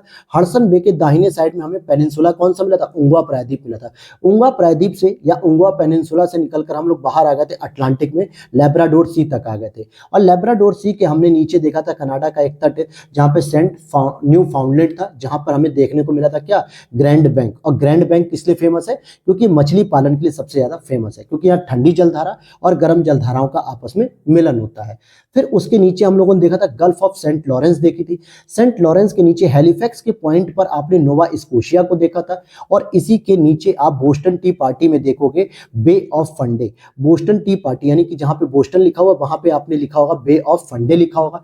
इसके नीचे आपने केप कॉड देखा होगा और केप कॉड के नीचे आपको न्यूयॉर्क के पास देखने को मिलेगा लॉन्ग आइलैंड। क्या देखने को मिलेगा, लॉन्ग आइलैंड। तो इतनी लोकेशन आपकी जो भी थी, अब ये बताओ ये किस सागर में आ रही है, तो आप देखोगे यहाँ पे क्या लिखा है, नॉर्थ अटलांटिक ओशन। यानी यहां से ये पूरी की पूरी लोकेशन आपकी किस में, नॉर्थ अटलांटिक ओशन में। अब आपसे प्रश्न बनेगा कि लेब्राडोर सी या लेब्राडोर सागर नॉर्थ अटलांटिक में है या साउथ अटलांटिक में है, मतलब नॉर्थ अटलांटिक ओशन या साउथ अटलांटिक ओशन या आर्कटिक ओशन में या पैसिफिक ओशन में। तो लेब्राडोर सी कहां पे है भाई, ये बता दिया। अगर आपसे पूछा जाएगा कि मत्स्य पालन के लिए प्रसिद्ध जो ग्रैंड बैंक है ये किस महासागर में आता है, तो ये भी आप बता पाओगे कि नॉर्थ अटलांटिक ओशन में आता है। फिर आप न्यूयॉर्क को बता पाओगे, बोस्टन टी पार्टी की जो घटना है, इतिहास के प्रश्न कोई ले लेगा वर्ल्ड हिस्ट्री से कि बोस्टन टी पार्टी की घटना अमेरिका में हुई थी, ये किस महासागर के अंतर्गत है, तो नॉर्थ अटलांटिक तट पे।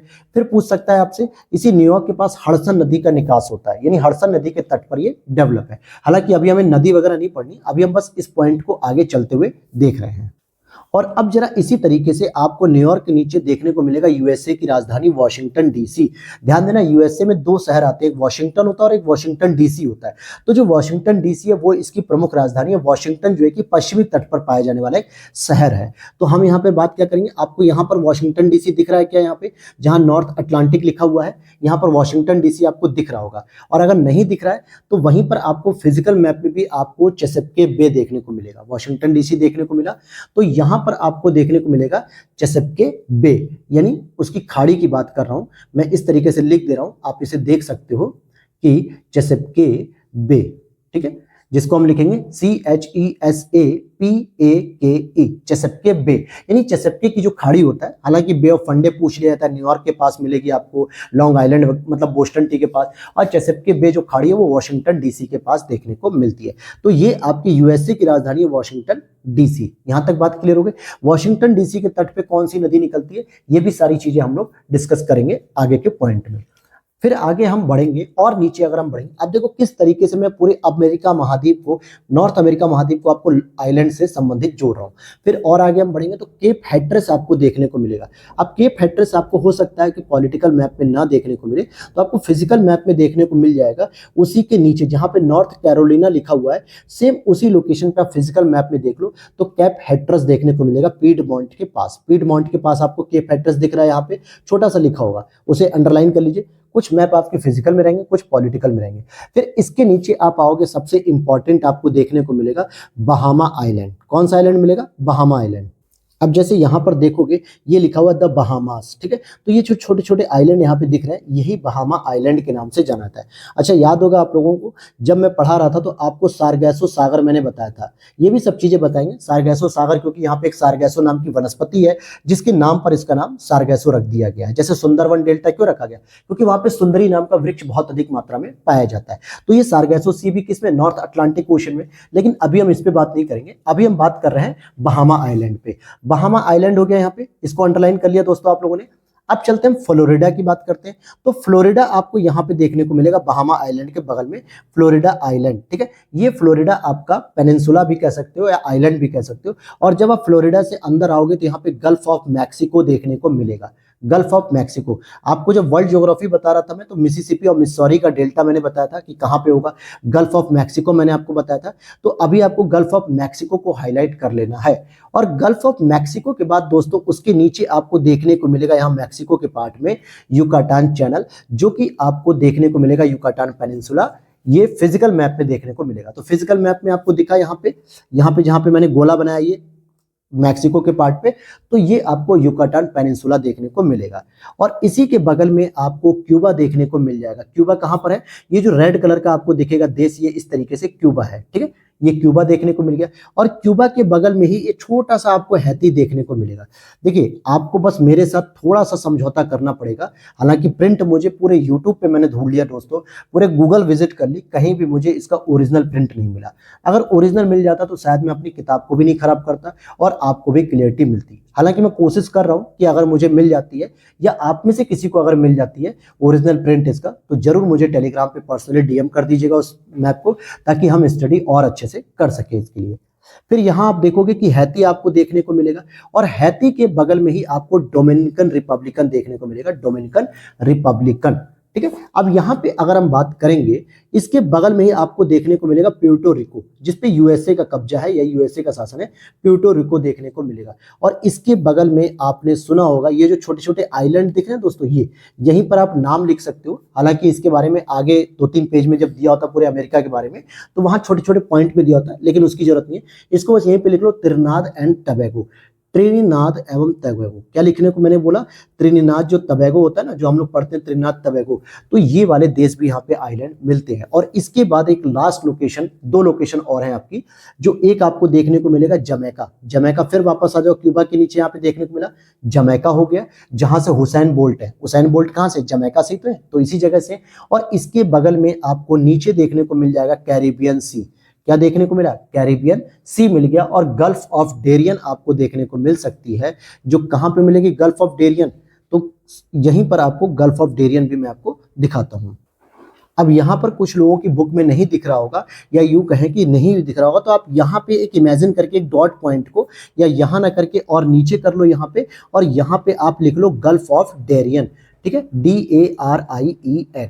ऐसा इसलिए कह रहा हूं क्योंकि पनामा नहर जो है, पनामा सिटी जो आप पढ़ोगे, गल्फ ऑफ पनामा, ये इससे कनेक्ट रहती है और ये बहुत इंपॉर्टेंट रहती है। इसलिए गल्फ ऑफ डेरियन जब भी आपसे पूछेगा तो आपको पता होना चाहिए कि कहां पर है। तो कहां बनाना है, यहीं पे एक डॉट बना के और यहीं पे लिख लो गल्फ ऑफ डेरियन। देखो, जब तक आप इस मैप की हालत खराब नहीं करोगे ना, तब तक आपकी हालत अच्छी नहीं होगी। तो किसी एक की तो हालत खराब करनी पड़ेगी, या तो अपनी हालत खराब कर लो तो भाई मैप अच्छा दिखेगा। लेकिन जब मैप की हालत खराब होगी तो आप अच्छे दिखोगे, क्योंकि आपकी फिर तैयारी अच्छी होगी। तो जरा आ जाओ, अब हम रिवीजन मोड में चलते हैं एक बार जरा, फिर अभी हम और आगे बढ़ेंगे। अभी हमारी क्लास कंप्लीट नहीं होगी दोस्तों जब तक हम इस पूरे आइलैंड को घेर नहीं लेते। कैसे कब्जा करेंगे, तो सबसे पहले हमने शुरू किया था, आ जाओ आगे सभी लोग रिवीजन पैटर्न पे। तो चलो शुरू करते हैं। यहां पर हमने सबसे पहले देखा था ब्यूफोर्ट सी। अब मेरे साथ आप बोलते चलो, क्या देखा आपने, ब्यूफोर्ट सी देखा। अब मेरी वीडियो मत देखो, अब आपको मोबाइल पे नहीं देखना है। देखो, एटलस को कैसे तैयार किया जाता है वो चीज मैं आपको सिखा रहा हूं, और कैसे आपको विजुलाइज करना वो चीज मैं आपको सिखा रहा हूं। अब आप अपने एटलस में देखो और तुरंत मेरे साथ वो लोकेशन पकड़ते हुए चलो, तब आपको लगेगा कि हाँ सर मुझे ये लोकेशन याद हो रही है। कैसे याद हो रही, ब्यूफोर्ट सी सबसे पहले पकड़ा, उसके नीचे बैंक आइलैंड को पकड़ो, उसके नीचे विक्टोरिया आइलैंड पकड़ो, और विक्टोरिया आइलैंड के ऊपर आप देखोगे तो क्वीन एलिजाबेथ आइलैंड था आपका। क्वीन एलिजाबेथ के नीचे आपने बैफिन आइलैंड को देखा होगा। बैफिन आइलैंड के नॉर्थ ईस्ट में ही, उत्तर साइड में ही बैफिन बे देखने को मिलेगा। यहां तक के पार्ट हमने देखे थे, और इसके बगल में हमने ग्रीनलैंड को देखा था, जो मुख्य रूप से आपके आर्कटिक ओशन में आते हैं। डिग्री आर्कटिक सर्कल के अंतर्गत आते हैं। फिर हम लोगों ने इसके नीचे उतरे थे, कनाडा की तरफ उतरे थे, तो आपने देखा होगा यहाँ पे जेम्स बे देखा होगा, फिर यहाँ पे हडसन बे देखा होगा। जेम्स बे के ऊपर यानी बाहर निकल रहे होगे तो हडसन बे दिखेगा, और हडसन बे से हमने क्या किया, उंगवा प्रायद्वीप या उंगवा पेनिनसुला पर जाके रुके, और उंगवा प्रायद्वीप से हम लोग सीधे निकल गए लेब्राडोर सी में। आप कहोगे सर हडसन बे क्यों नहीं पढ़ा रहे हो आप, क्योंकि हम बे या स्ट्रेट को चीजें अलग से हम पढ़ेंगे। अभी आपको जो लोकेशन में बता रहा हूँ बस उसको ट्रैक करिए कि वो कहाँ कहाँ पर है। तो लेब्राडोर सी आ गए। अब लेब्राडोर सी आते ही हम लोग खुश हो गए कि चलो हम अटलांटिक महासागर में बाहर आ गए। फिर हमारा मन किया कि चलो हम लोग कुछ ना कुछ मुर्गी वगैरह या मछली वगैरह खा के आए। तो लेब्राडोर सी के नीचे जैसे हम आते हैं न्यू फाउंडलैंड, और न्यू फाउंडलैंड में हमें मिलता है ग्रैंड बैंक। कौन सा बैंक मिलता है, ग्रैंड बैंक, जहां पर सबसे अधिक मत्स्य पालन होता है, क्योंकि ठंडी और गर्म जलधाराओं का यहाँ पे मिलन होता है। फिर इसी के बगल में हमने देखा था पूरब पश्चिम साइड में गल्फ ऑफ सेंट लॉरेंस। क्या देखा हमने, गल्फ ऑफ सेंट लॉरेंस। अगर कुछ लोगों को नहीं मिल पा रही लोकेशन तो आप मेरे साथ वीडियो में भी देख सकते हो कि मैं कहां पे हाईलाइट कर रहा हूं। इसके नीचे हमने देखा था एक हैलिफैक्स नाम की जगह है जिसपे न्यू स्कोशिया, नोवा स्कोशिया लिखा हुआ था। इसके नीचे आपने बोस्टन टी पार्टी में एंजॉय किया था, चाय पार्टी में, किस नाम से, बे ऑफ फंडे, यानी कि फंडे की खाड़ी यहां पर देखने को मिली। इसके नीचे आपको केप कॉड देखने को मिला, फिजिकल मैप में ध्यान देना तुरंत। फिर उसके नीचे आपने न्यूयॉर्क में देखा था लॉन्ग आइलैंड, और यहीं पे हडसन नदी के बारे में मैंने आपको बताया था। फिर इसके नीचे हमने क्या देखा, चेसपकी बे, और ये चेसपकी बे कहां देखने को मिला, तो वॉशिंगटन डीसी में मिला। कहां पर मिला दोस्तों, वॉशिंगटन डीसी में मिला, और ये चेसपकी बे यहीं पर है। इसके बाद आपने फिजिकल मैप में देखा होगा कैप हेट्रस इसी के नीचे था। फिर हम और नीचे आते हैं और बहामा आइलैंड के पास आते हैं, बहामा आइलैंड के पास आ गए। फिर उसके नीचे और हम बगल में देखेंगे तो यहाँ पे फ्लोरिडा, यानी कि बहामा आइलैंड के पश्चिम में हमें देखने को मिला फ्लोरिडा। फ्लोरिडा से और पश्चिम में आते तो गल्फ ऑफ मैक्सिको देखने को मिलती है। गल्फ ऑफ मैक्सिको की जब साउथ में आते हैं तो युकाटान पेनिनसुला हमें देखने को मिलता है मैक्सिको पर। और जब हम युकाटान पेनिनसुला आ जाते हैं तो इसके पूर्व में जब जाते हैं ईस्ट में तो हमें वहां पे क्यूबा देखने को मिलता है। क्यूबा से और ईस्ट में चलते हैं तो हैती देखने को मिलता है। हैती से और ईस्ट में चलते हैं तो डोमिनिकन रिपब्लिक देखने को मिलता है, और डोमिनिकन रिपब्लिक के और ईस्ट में चलते तो हमें प्यूर्टो रिको देखने को मिलता है। फिर उसके बगल में जो डॉट डॉट मैंने आपको याद कराए थे बॉक्स में, ये त्रिनिदाद टबैगो देखने को मिलता है। और फिर हम वापस आते हैं तो क्यूबा के नीचे हमें जमैका देखने को मिल जाता है। जमैका के बाद हमने देखा उसके नीचे लिखा हुआ है कैरिबियन सी, क्योंकि यही वो कैरिबियन सी है जहां पे आपको क्रिस गेल जैसे लोग देखने को मिलते हैं।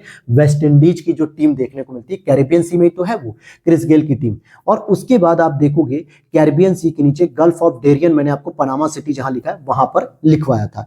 तो अब इस तरीके से आपने देखा कि आपने नॉर्थ अमेरिका का जो पूर्व वाला हिस्सा है, ईस्ट वाला हिस्सा, जो कुछ इंपॉर्टेंट लोकेशन है उसको ट्रैक कर लिया। अब इससे क्या होगा, आपके माइंड में क्लियरिटी हो जाएगी कि नॉर्थ अमेरिका को मैंने ईस्ट साइड यानी कि पूरब साइड से तो देख लिया, अब पश्चिम से भी जरा देख लो। और मेरे को एक बात बताओ, अभी तक जितनी भी लोकेशन देखी या तो वो आर्कटिक ओशन में थी या फिर वो आपकी अटलांटिक ओशन में थी, और नॉर्थ अटलांटिक ओशन में थी, साउथ अटलांटिक में नहीं।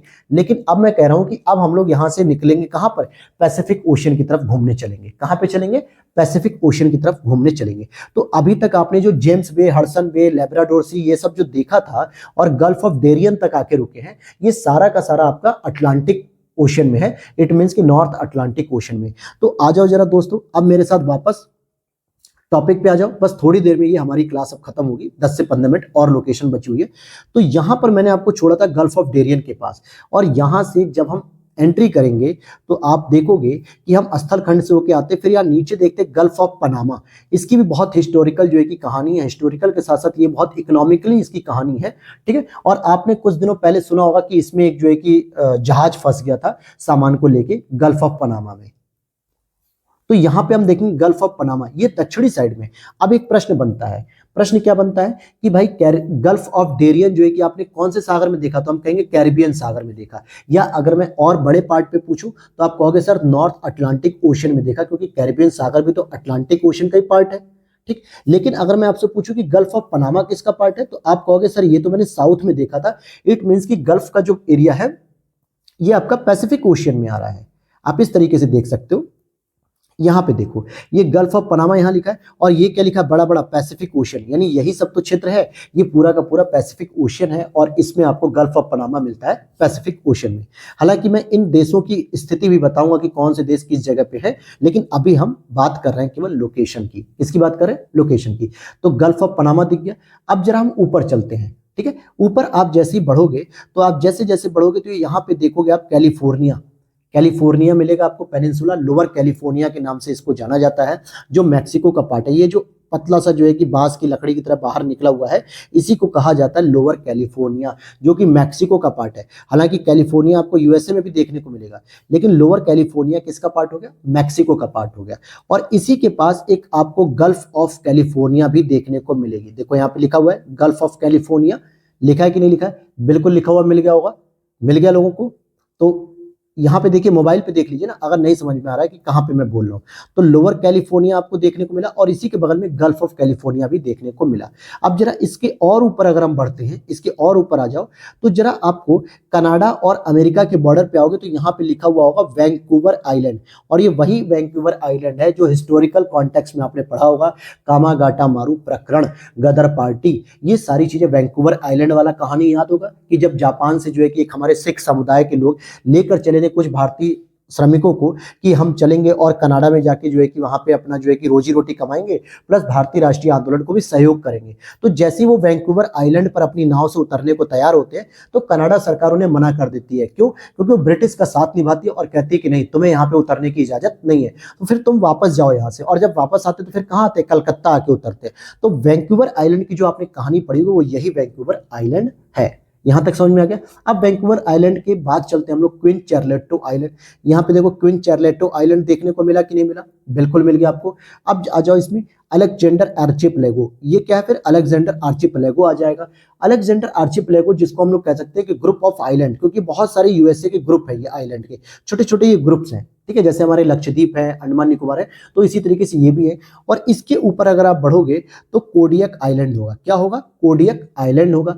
कोडियक आइलैंड के ऊपर अगर आप देखोगे यहीं पे, तो गल्फ ऑफ अलास्का, ये वही अलास्का है जो आपने पढ़ा है, अमेरिका का पार्ट है ये। तो यहाँ पे अलास्का की खाड़ी देखने को मिलेगी। और इसके बाद आपको मिलेगा एल्यूशियन आइलैंड।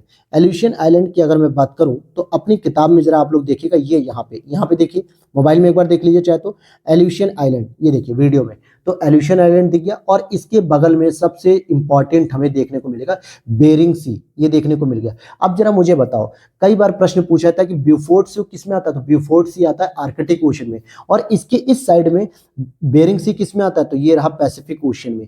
तो यही तो छोटे छोटे प्रश्न होते हैं जो आपसे पूछे जाते हैं लोकेशन के आधार पे। लेकिन जब आपको लोकेशन नहीं पता होती है तो आप कंफ्यूज हो जाते हो। तो चलो, ये तो हो गया हमारा अभी तक का आज की क्लास का टॉपिक। तो अभी नहीं जाना है, अभी मोबाइल को बंद नहीं करना है, अभी आपको जरा एक विजुलाइज कराना है मुझे, ठीक है। तभी तो ये मेरी क्लास का उद्देश्य पूरा होगा कि आपको मैपिंग समझ में आई या नहीं। तो हमने यहां से शुरू किया था इस पार्ट से, और आके कहां खत्म किया? यहां पे खत्म किया। इट मींस कि हमने इसकी सैर यहां से की, कनाडा से होते हुए, यहां पे होते हुए, लैब्राडोर सी होते हुए, ये पूरे लोकेशन को हमने पढ़ाई की, ये सारी चीजें हमने सर पढ़ी आपके साथ। फिर ये लोकेशन को हमने ट्रैक किया और यहां से आते आते हम बेरिंग सी में रुक गए। तो इस तरीके से आप देखोगे कि अमेरिका के बाहर वाले हिस्से को अभी हमने देखा। अभी तो स्ट्रेट जलसंधि बची हुई है, अभी नदी पर्वत पठार बचे हुए हैं। तो चलिए अब मेरे साथ कैमरे के सामने आप रिवीजन करिए, तब जाइएगा अपनी क्लास को बंद करके। तो उम्मीद करता हूं दोस्तों आज की क्लास आपको बहुत इंटरेस्टिंग लगी होगी। और अभी हम लोग क्लास को ऑफ नहीं करेंगे, अभी आपको जो साइड में नॉर्थ अमेरिका का जो मैप दिख रहा है उसके बारे में पहले छोटी सी एक रिवीजन कर लेते हैं। अब रिवीजन कैसे करना है? तो देखो, रिवीजन करने के लिए आपको अब एटलस की जरूरत नहीं है। अब एटलस बंद कर दीजिए, मेरी बात मानिए, अब एटलस बंद करिए। अब अगर आपको नकल करने के लिए हम एटलस के साथ ही रिवीजन करेंगे तो फिर आपका रिवीजन करने से कोई मतलब नहीं है।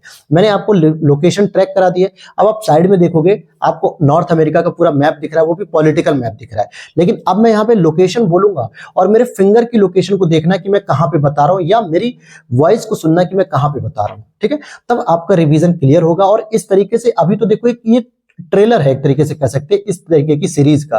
अभी तो ये पूरी पिक्चर बाकी है दोस्तों। इस तरीके से north, south America, Africa, Bharat, Asia, Europe, सारी चीजों को हम लोग कवर कर लेंगे ना। अभी आप अगली क्लास को देखना, नदी वगैरह, स्टेट वगैरह जब पढ़ेंगे तो आपको और इंटरेस्टिंग लगेगी, ठीक है। तो देख रहे हो आप, मेरी आंखें भी देखो कि इस समय डार्क हो गई है, मतलब रेड कलर में, कि नींद आ रही है। 2 बजने जा रहा है, 1:15 हो गया है, हाँ। और 2 बजे तक लगभग सेटअप करते करते मुझे टाइम लग जाएगा, लेकिन फिर भी आप लोगों के लिए क्लास तैयार कर रहा हूँ, क्योंकि आज शाम में देनी थी लेकिन नहीं दे पाए। तो चलिए टाइम वेस्ट करते हुए अब रिवीजन करते हैं हम लोग। तो जरा सबसे पहले हमने जो पॉइंट पढ़ा था, याद होगा कि इमेजिन करो, अब दिमाग में इमेजिन करो आंख बंद करके, या हो सकता है मोबाइल में ही देख लो, लेकिन उस मैप पे ही देखो इस तरीके से। तो सबसे ऊपर याद करो ब्यूफोर्ट सी हमने पढ़ा था, ब्यूफोर्ट सी याद आ गया, कहां पे देखा था? ब्यूफोर्ट सी के नीचे उतरे थे हम लोग तो बैंक आइलैंड देखा था कनाडा में। बैंक आइलैंड से नीचे उतरे थे हमने विक्टोरिया आइलैंड देखा था। विक्टोरिया आइलैंड के जस्ट नॉर्थ ईस्ट में हमने देखा था क्या? क्वीन एलिजाबेथ आइलैंड देखा था।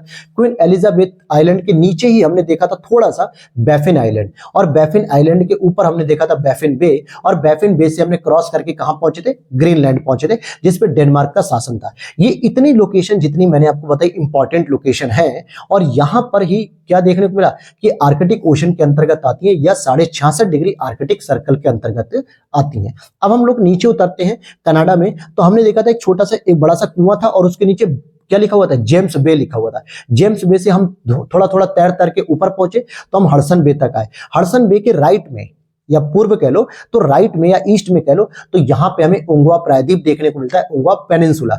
पेनिनसुला पर बैठकर हम लोग बाहर निकल के लेब्राडोर सी में, कहां निकले? लेब्राडोर सी में निकले, और लेब्राडोर सी से फिर हमने अटलांटिक ओशन की यात्रा करनी शुरू की, जिससे हम नीचे उतरते न्यू फाउंडलैंड पे। न्यू फाउंडलैंड देख पा रहे हो आप? इमेजिन करो मेरे साथ, तभी आपको चीजें रिवीजन होगी कि हम कैसे नॉर्थ अमेरिका को पूरा कवर कर रहे हैं कोस्टल रीजन से। तो न्यू फाउंडलैंड में हमने देखा था क्या? ग्रेट बैंक देखा था, जहां पे हमें सबसे अधिक मत्स्य पालन देखने को मिलता है। फिर उसके नीचे अगर हम लोकेशन की बात करें, तो वहां पे हमने देखा था गल्फ ऑफ सेंट लॉरेंस, जो ओंटारियो नदी से निकलती है, गल्फ ऑफ सेंट लॉरेंस, वहां से एक मतलब ओंटारियो झील से लॉरेंस नदी निकलती है, और जो लॉरेंस की खाड़ी में जाके गिरती है, कनाडा की सबसे इंपॉर्टेंट नदी भी ये मानी जाती है। ठीक है, तो यहां पे गल्फ ऑफ सेंट लॉरेंस आपको देखने को मिलेगा। फिर उसके नीचे आपको नोवा स्कोशिया, हैलिफैक्स के पास एक आइलैंड होगा जिसपे लिखा होता है नोवा स्कोशिया।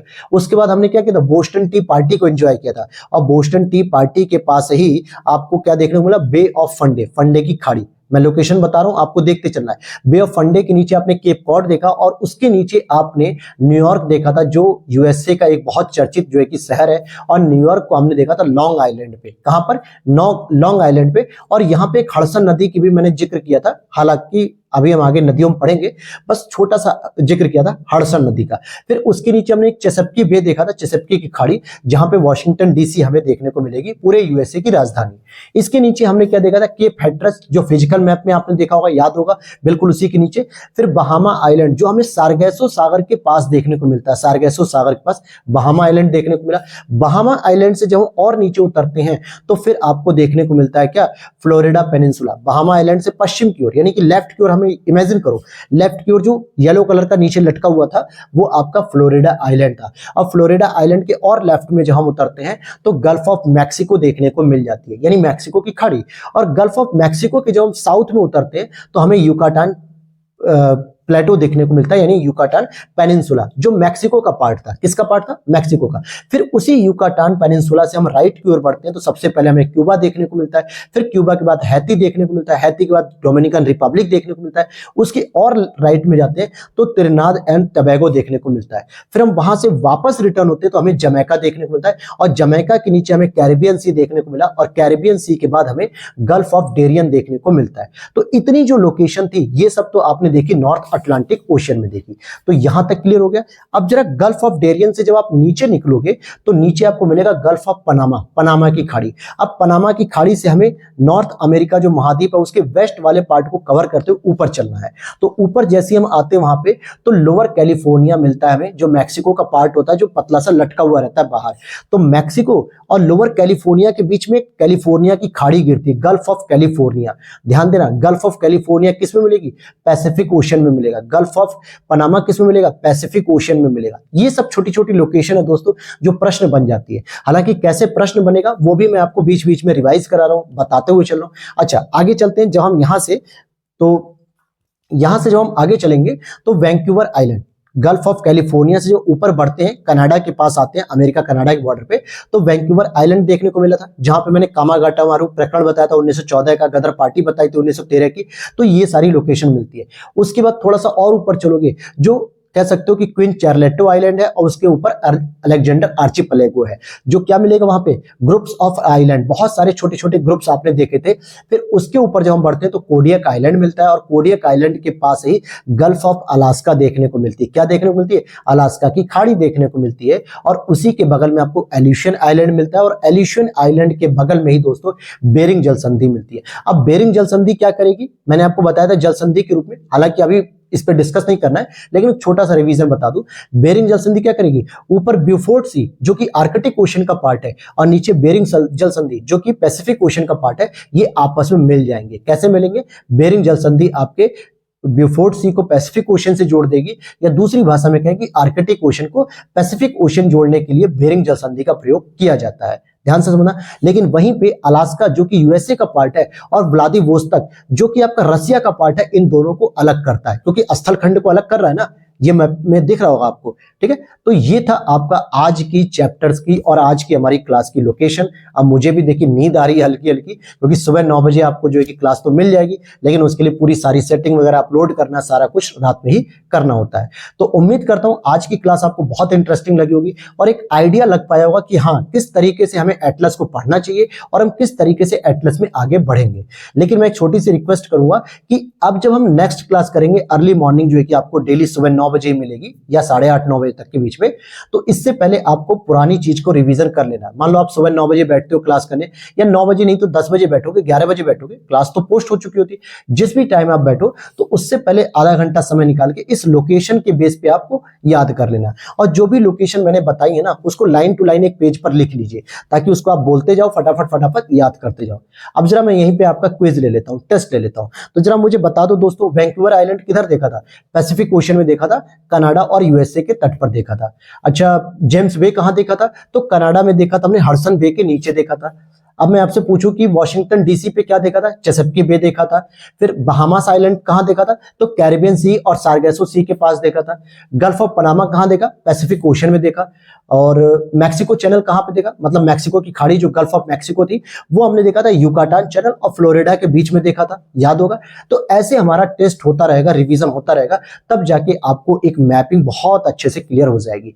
तो इन्हीं सब चीजों के साथ मैं अब लूंगा विराम, और अब आप लोगों को भी तैयारी करते रहना इसी के साथ। और ये सीरीज जितना अधिक से अधिक लोगों तक आप भेज सकते उतना ही मुझे मोटिवेशन मिलेगा, क्योंकि इसमें देखो मेहनत बहुत है, हार्डवर्क बहुत है। पूरी दुनिया के मैप को मैं आपको 10 क्लास में या 8 क्लास में कंप्लीट करूंगा, लेकिन वो तभी हो पाएगा जब मुझे भी मोटिवेशन मिलेगा, लोगों को ये चीजें पसंद आएगी, तभी तो मैं कोई काम करूंगा ना। तो ये आपकी जिम्मेदारी है कि आप कितना अधिक से अधिक लोगों तक शेयर करते हैं। तो मिलते हैं इसी के साथ नेक्स्ट वीडियो में। Thanks for watching.